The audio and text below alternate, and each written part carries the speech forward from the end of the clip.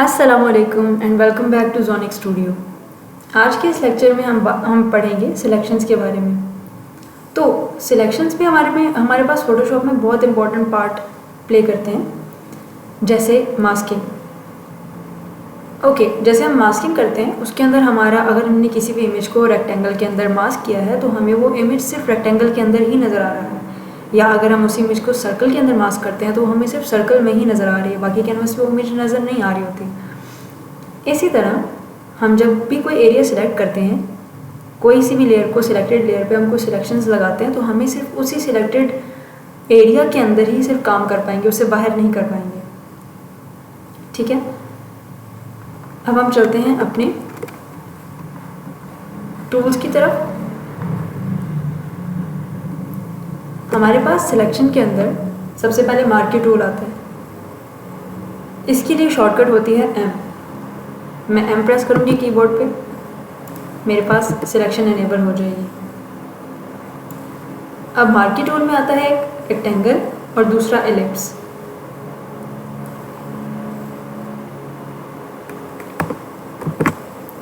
अब हम जब भी कोई एरिया सिलेक्ट करते हैं और हम उसके ऊपर सपोज कोई ब्रश की लेयर बना रहे हैं, हमने इसके ऊपर एक लेयर बनाई। ये देखिए, हम लोग सिर्फ इस सिलेक्टेड एरिया के अंदर ही काम कर पा रहे हैं, इससे बाहर नहीं हो पा रहा। अब होता यह है कि हमारे पास सिलेक्शंस में हम ऐड कर सकते हैं सिलेक्शन को। जब भी हमारा सिलेक्शन वाला टूल एनेबल होगा तो हमें यहाँ पर ये नज़र आएंगे। एक हमारे पास होता है न्यू सिलेक्शन। आप इस पर जब भी क्लिक करोगे तो आपकी पुरानी सिलेक्शन ख़त्म होकर न्यू सिलेक्शन आ जाएगी, पुरानी ख़त्म हो जाएगी, न्यू आ जाएगी। और इसका मतलब है ऐड सिलेक्शन। इससे आप जब भी कोई सिलेक्शन ऐड करोगे तो वो उसके अंदर ऐड होती जाएगी, जस्ट लाइक दिस। चाहे वो कहीं पर भी है, वो इसमें ऐड हो रही है। अब आप जो भी काम करोगे आप इन सब सिलेक्शन के अंदर मिला के कर सकते हो। सी, इस तरह से। फिर हमारे पास आता है सब्ट्रैक्ट सिलेक्शन। हमें ये सिलेक्शन नहीं चाहिए, मैंने इसमें से निकाल दी इतनी सिलेक्शन। ये भी मुझे नहीं चाहिए, मैं इसमें से निकाल दूंगी। इस तरह हम लोग सिलेक्शन में से सब्ट्रैक्ट और ऐड करते हैं। मुझे अब ये नहीं चाहिए सिलेक्शन तो मैंने निकाल दिया। और अगला हमारे पास आता है इंटरसेक्ट विद सिलेक्शन। इसका मतलब ये है कि जब भी कोई सिलेक्शन बनाते हो जो आपके दो पार्ट सिलेक्ट हुए होंगे, एक आपका ये सिलेक्शन है, एक आपका ये सिलेक्शन है। अब इसके अंदर आप जो भी सिलेक्ट करोगे वो सिर्फ बाकी एरिया को ख़त्म करके इस इंटरसेक्टेड एरिया को, जिसको आपने भी दोबारा सेलेक्ट किया, उसको सिलेक्ट कर लेगा। इसके हम लोग एक प्रैक्टिकल एग्जांपल देख लेते हैं। जैसे मैंने ये बनाया, इसके अंदर मैं ब्रश टूल से फिल करती हूँ कुछ भी। हाफ में मैंने फिल किया ऑरेंज और हाफ में मैंने फिल कर दिया टील सा कलर को।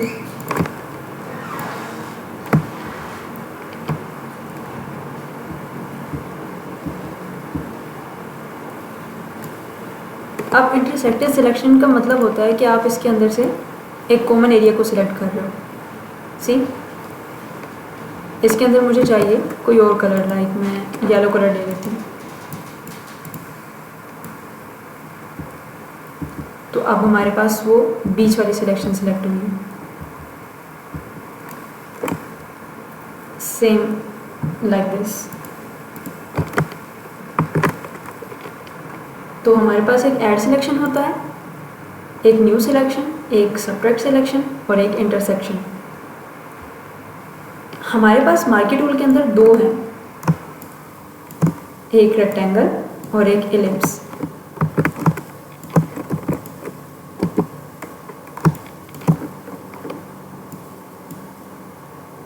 एक हमारे पास रेक्टेंगल होता है और यहाँ पर एलिप्स शो नहीं हो रहा, तो इट्स ओके। हम लोग अपनी एडिट टूल बार पर जाके अपना एलिप्स का टूल वापस ला सकते हैं। सी, हमारे पास एलिप्स मार्क टूल आ गया, डन।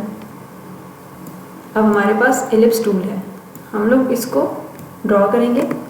जब आप शिफ्ट से कोई भी चीज़ ड्रॉ करते हो तो वो आपकी एकदम सही सर्कल में ड्रॉ होगी, और अगर आप शिफ्ट के बगैर ड्रॉ करोगे तो ओवल में या फिर किसी भी शेप में ड्रॉ हो सकता है। सेम ऐसे ही है जैसे हमने रेक्टेंगल टूल में किया। अब हमारे पास सेकंड टूल है लैसो टूल। इसके लिए हमारे पास शॉर्टकट एल होती है। अब लैसो टूल के अंदर हमारे पास डिफरेंट टाइप्स हैं।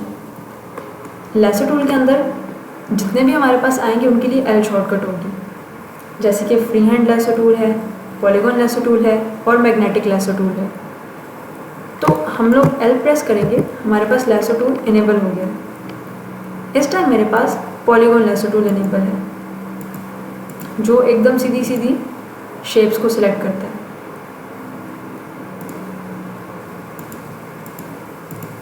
इस तरह से इसको कहते हैं polygon lasso tool. For straight edges object, इसके लिए बिल्कुल स्ट्रेट और शार्प एजेस वाली हमारे पास सिलेक्शन होंगी।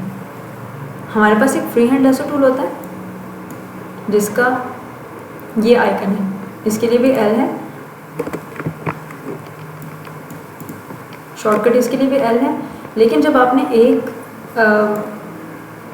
टूल से दूसरे टूल में आपने कन्वर्ट करना है तो आप लोगों के लिए शॉर्टकट क्या होगी, शिफ्ट से आप एल प्रेस करोगे। एल से तो सिर्फ टूल सिलेक्ट होगा, शिफ्ट एल से शफल होंगे टूल। अब मेरे माउस की तरफ देखिएगा, शिफ्ट एल से ये पॉलीगॉन में कन्वर्ट हो रहा है, लैसो में कन्वर्ट हो रहा है, इस तरह से। अभी मेरे पास फिर पॉलीगॉन आ गया, मैं शिफ्ट एल प्रेस करूँगी, लैसो आ गया। ये काम सबके लिए हो सकता है, रेक्टेंगल्स के लिए भी, हर लैसो टूल के लिए, मतलब हर सिलेक्शन टूल के लिए हमारे पास ये शॉर्टकट होगी। ओके, अब हमारे पास फ्री हैंड लैसो टूल है जिसमें हम लोग किसी भी तरह की ड्राइंग्स कर सकते हैं।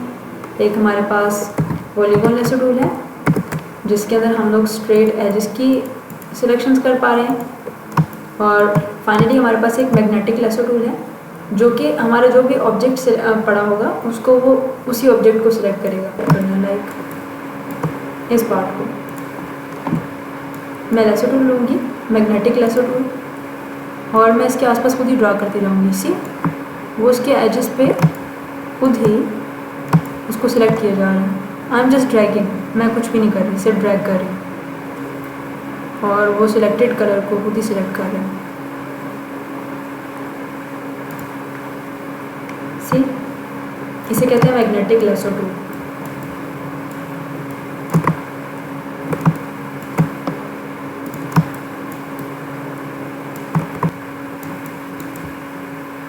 अब हम चलते हैं अपने थर्ड टूल की तरफ जो कि है क्विक सिलेक्शन टूल। इसके लिए हमारे पास W शॉर्टकट है। तो हमारे पास क्विक सिलेक्शन टूल जो है वो हमारे पास किसी भी ऑब्जेक्ट को बहुत इजीली उसको हम सिलेक्ट कर सकते हैं क्विक सिलेक्शन टूल से।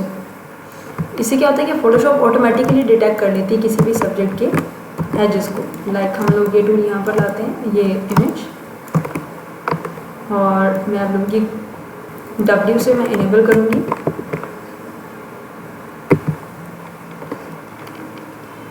अब मैंने मैजिक वॉन्ड टूल को सिलेक्ट किया, क्विक सिलेक्शन टूल, सी उसने खुद ही इसको सिलेक्ट कर लिया। You don't need to worry about this at all, उसने खुद ही सिलेक्शन ऑब्जेक्ट को सिलेक्ट कर लिया। ये तो सिर्फ यहाँ पर ऐसे, अगर आपकी कोई कॉम्प्लिकेटेड इमेज होती, अगर इसके पीछे कोई सीनरी होती या कोई लैंडस्केप होता तब भी ये ऑब्जेक्ट को बहुत ही इजीली डिटेक्ट कर लेता। अब मैजिक वॉन्ड टूल ये भी W से ही इनेबल होता है, और इसके लिए ये बहुत इजीली ना एक सिंपल कलर को डिटेक्ट कर सकता है, जैसे सॉलिड कलर की कोई लेयर हो। लाइक मेरे पास अब ये सिलेक्टेड एरिया को सिलेक्ट कर लेगा। अब इसने क्या किया कि सॉलिड कलर को सिर्फ सिलेक्ट किया। अगर मेरे पास यहाँ पर 2 से ज़्यादा कलर्स होते हैं एक ही इमेज के ऊपर, इसका फिल हमारे पास है ऑरेंज, इसका फिल हम कर लेते हैं टी। अब ये तीनों हमारे पास सपोज एक इमेज होती है,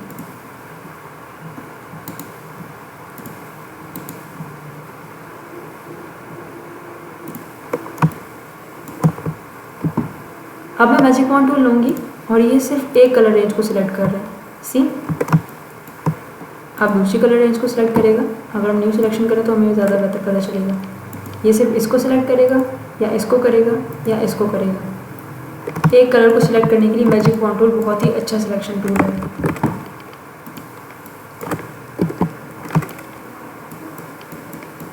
अब हमारे पास एक टिप है। आप लोग जब भी सिलेक्शन में ऐड करते हो तो आप शिफ्ट से ऐड कर सकते हो। आपको ऊपर बार बार यहाँ पर जाने की ज़रूरत नहीं है। लाइक मैं इधर से लेसर टूल लेती हूँ, मैंने कुछ बनाया। अब फर्ज करें कि यहाँ पे मेरे पास न्यू सिलेक्शन का इनेबल है, तो मैं शिफ्ट प्रेस करूँगी। शिफ्ट से आप इस कर्सर का चेंज होते देख रहे हैं, इस पर ध्यान रखिएगा। अभी ऐसे है, मैंने शिफ्ट दबाया, प्लस का आइकन आ जाएगा। ये एरिया हम लोग शिफ्ट दबा के अंदर ऐड कर सकते हैं ताकि हमें बार बार उधर से अपने टूल्स चेंज ना करने पड़े। अब अगर मैं चाहती हूँ कि मुझे इसमें से कुछ सब्ट्रैक्ट करना है तो मैं यहाँ से सिंपली ऑल्ट प्रेस करूँगी। ऑल्ट से सब्ट्रैक्ट हो जाएगा वो एरिया। सी, इस तरह से। So I hope you guys understand about the selection tool. Selection tool बहुत काम आने वाले हैं हमारे, और इसके साथ से ये वीडियो ख़त्म होता है। Thanks for watching this. अल्लाह हाफिज़।